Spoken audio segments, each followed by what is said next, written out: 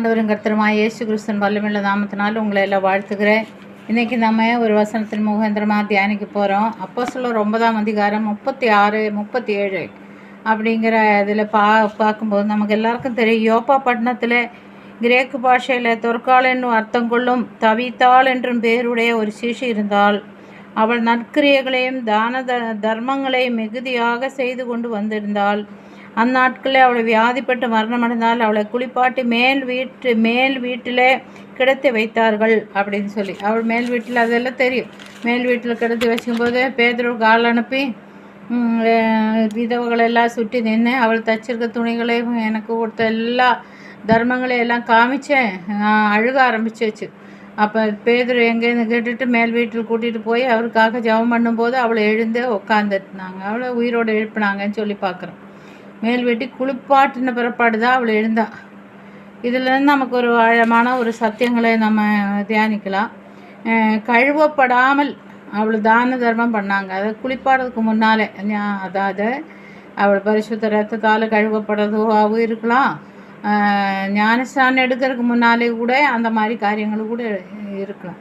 அவள் தான தர்மம் பண்ணதே அதனால அவள் அந்த கிரியைகளை அவளை கொண்டு போய் பரலோகத்துக்கு சேர்க்கலை. அவளை கிரியைகளை கொண்டு போய் அவளை உயிரோடு காக்கிறதுக்கு முடியல. அதுக்கப்புறம் மேல் வீட்டில் குளிப்பாட்டி மேல் வீட்டில் பரிசுத்த ஜலத்தினால ஞானஸ்நானம் எடுக்கணும். சுத்த தண்ணீரால் நம்ம கழுவப்படணும். பரிசுத்த இரத்தத்தால் கழுவப்படணும்.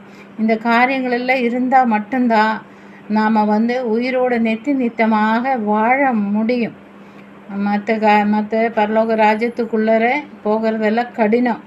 தேவனோட வார்த்தை கூட நம்ம சொல்லி எல்லா நீதியும் நிறைவேற்றணும். கர்த்தர் ஞானஸ்நானம் அனுமதித்தது தான், அவரும் எடுத்தது தான், நமக்கு முன்மாதிரியாக அந்த காரியங்கள் செஞ்சுட்டு போனது தான்.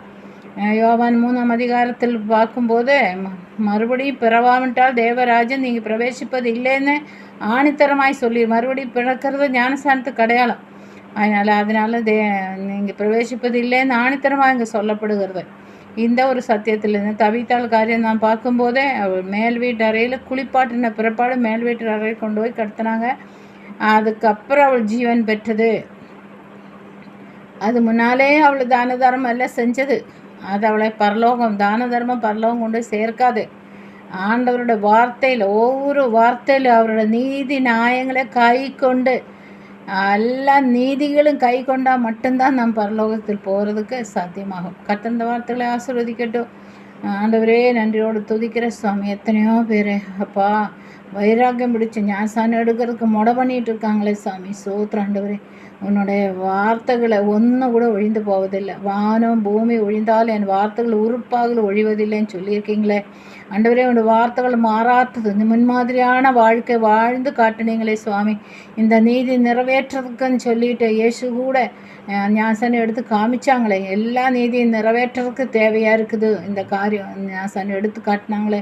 அப்படியாக ஞானஸ்நானம் எடுக்கிறதுக்கு தடையாக இருக்குது கிரியைகள், சாத்தாண்டு கிரியைகள்.